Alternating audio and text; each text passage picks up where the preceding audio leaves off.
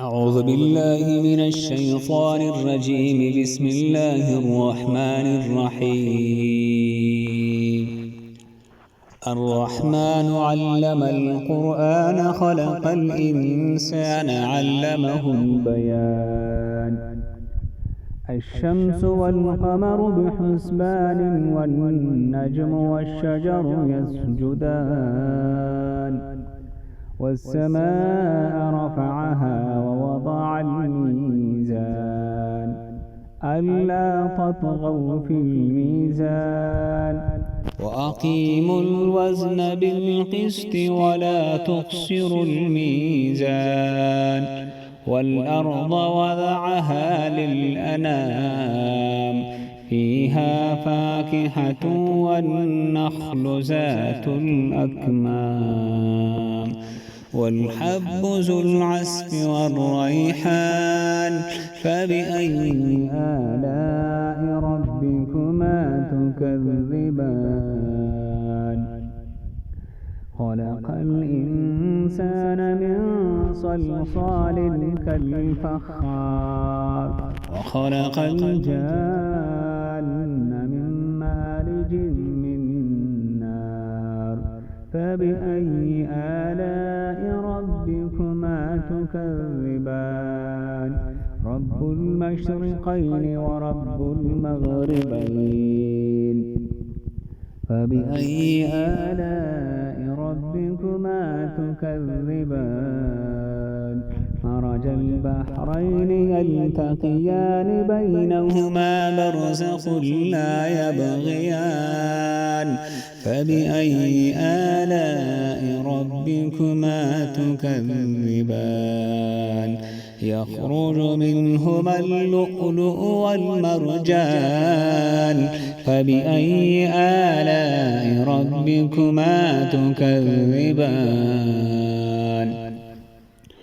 وله الجوار المنشآت في البحر كالأعلام فبأي آلاء ربكما تكذبان كل من عليها فان ويبقى وجه ربك ذو الجلال والإكرام فبأي آلاء ربكما تكذبان يسأله من في السماوات والأرض كل يوم هو في شأن فبأي آلاء ربكما تكذبان سنفرغ لكم أيها الثقلان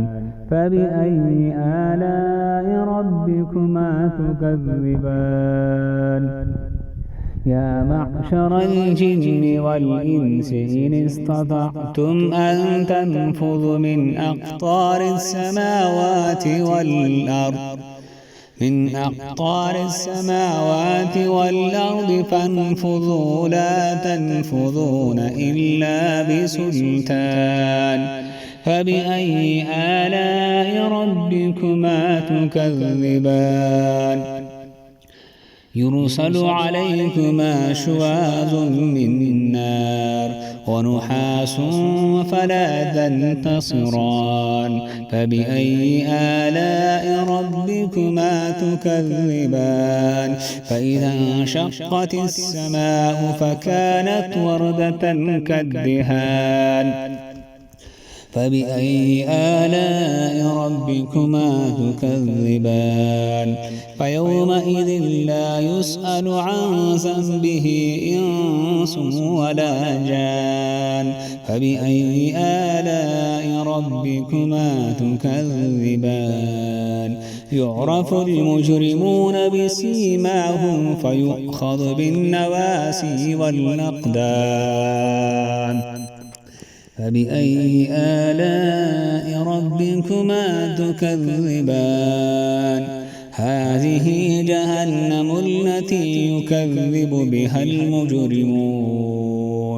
يطوفون بينها وبين حميم آن فبأي آلاء ربكما تكذبان